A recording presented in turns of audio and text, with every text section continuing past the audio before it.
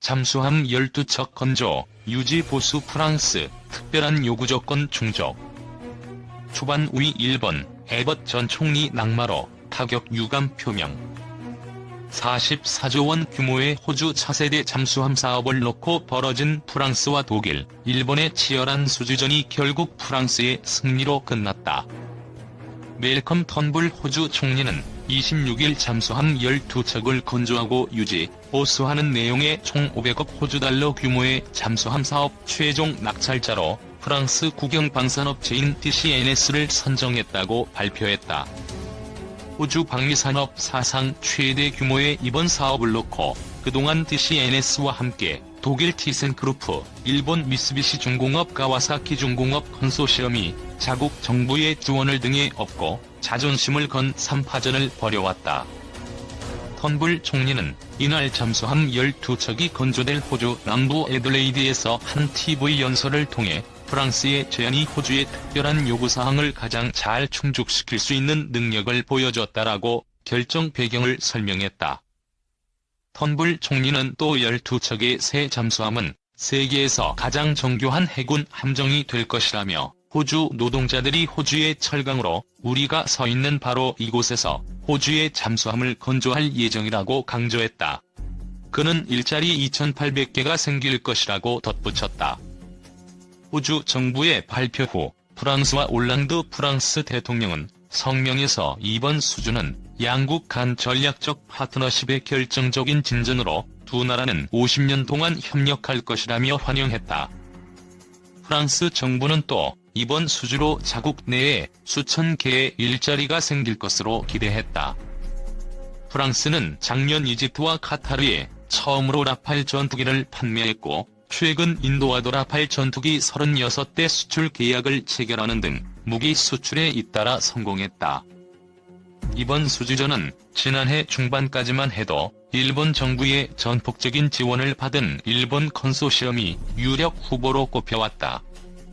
일본은 남중국해 등에서 해양 진출을 강화하는 중국에 맞선 미국과 호주, 일본 3국 간 안보 협력을 강조해 호응을 얻었으며 특히 끈끈한 관계인 당시 토니 에벗 호주 총리와 아베 신조 일본 총리 간의 사전 내락설마저 나돌았다.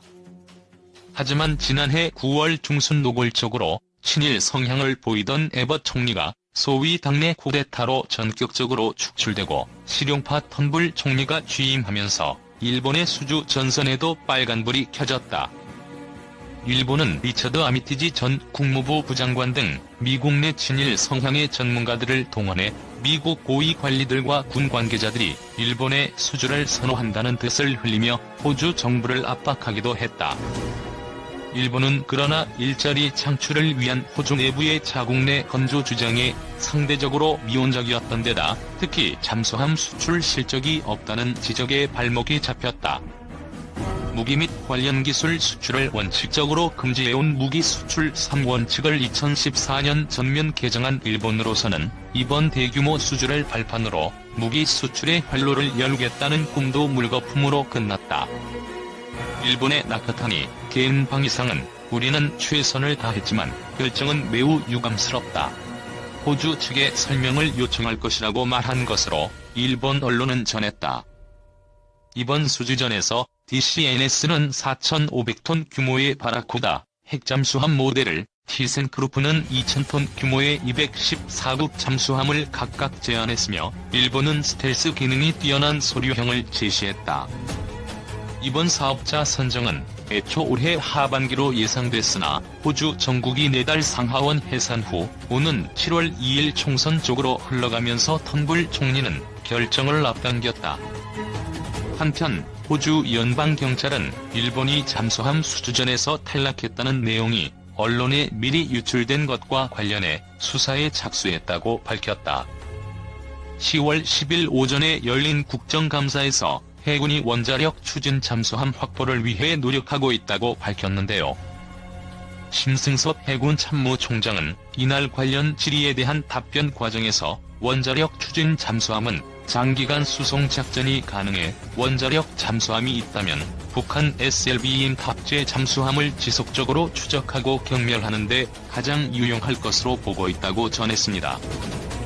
원자력 잠수함은 노무현 정부 시절인 2000년대 초 원자력 추진 잠수함 건조 계획이 있었지만 해군이 핵잠보다 이지스함 보유를 우선하기로 판단함에 따라 핵잠 보유 추진은 중단되었다고 합니다.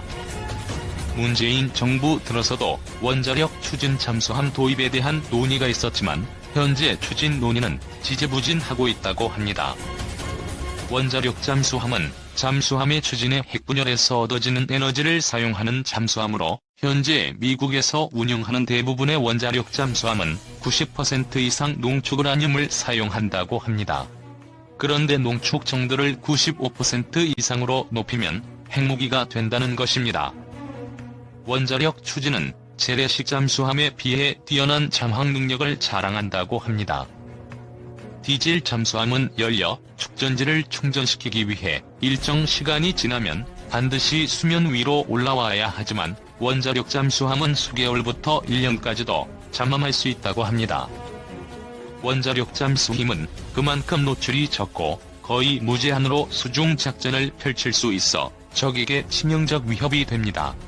또한 디젤 잠수함의 시속 10km보다 훨씬 빠른 시속 40km로 전투력이 대폭 증강됩니다.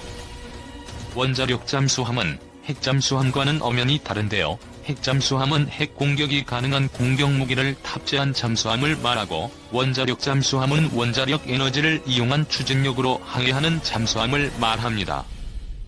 현재 원자력 추진 잠수함은 전 세계에서 6개 국가만이 운영하고 있다고 하는데요. 원자력 추진 잠수함은 적잠수함과 함선을 격침시키는 주로 사용되며 순항 미사일을 이용해 적이 핵심 시설을 타격하거나 특수부대원들을 침투시키는 목적으로 운용되기도 합니다.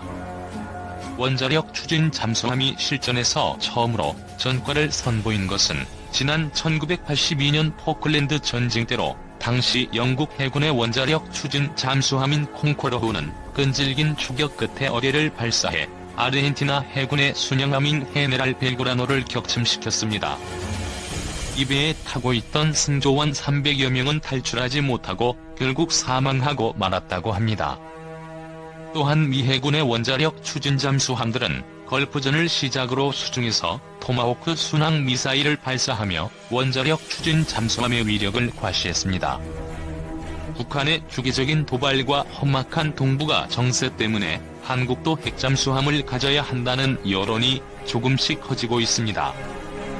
북한은 잠수함 발사 탄도미사일까지 테스트하고 있는 마당에 우리는 뭐 하고 있냐는 그런 여론인데요. 그런데 핵잠수함이라는 게 정확히 어떤 물건일까요? 그거 하나 있으면 북한과 주변국을 벌벌 떨게 만들 수 있을까요? 핵잠수함을 보유하기 위한 전제 조건은 뭐가 있을까요? 그리고 보유하고 나면 어디다가 써먹을 수 있을까요? 1. 핵잠수함의 종류. 핵추진 잠수함에는 핵탑재 탄도미사일을 싣고 다니면서 핵전쟁 발발 시 보복 공격을 할 수 있는 전략원잠이 있고 동력원만 핵추진이면서 재래식 무기로 무장, 적이 잠수함이나 군함을 공격하는 역할을 담당하는 공격원잠이 있습니다. 전략원잠을 가지겠다는 건 핵무장을 하겠다는 건데 사실상 불가능하죠. 우리나라가 가질 수 있는 건 공격원잠뿐입니다. 2. 용도는? 핵잠수함 중 공격원잠을 갖게 되면 우리는 그걸 어디다가 써야 할까요? 북한이나 주변국의 탄도미사일 발사 잠수함을 추적하다가 유사시 격침시키는 것이 아마도 제일 중요한 임무가 되겠죠. 재래식 잠수함은 주기적으로 수면으로 나와야 하는 한계가 있어 장기간 추적 임무에 부적절하지만 원잠은 그런 거 없이 계속 물속에서 작전을 할 수 있으니까요. 그리고 추가로 순항 미사일을 탑재해서 지상 목표물을 타격할 수 있는 능력도 갖추면 좋겠지만 핵미사일도 아닌 거 몇 발 되지도 않는데 타격 효과는 미미할 것 같네요. 3. 몇 대가 필요할까? 작전하고 정비하고 대기하는 걸 감안하면 최소 3대는 있어야 돌아가며 임무 수행이 가능할 것 같습니다.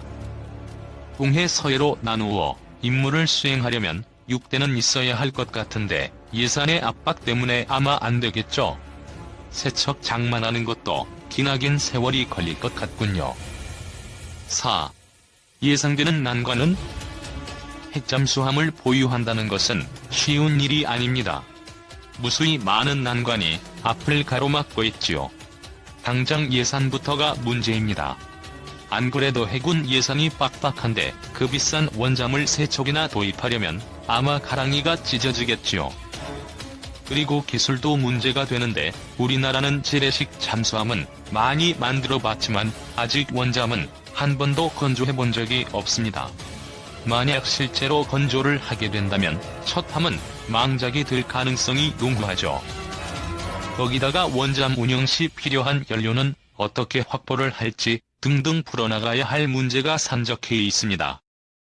그럼에도 불구하고 우리나라는 원잠을 갖기 위한 노력을 게을리하지 말아야 합니다.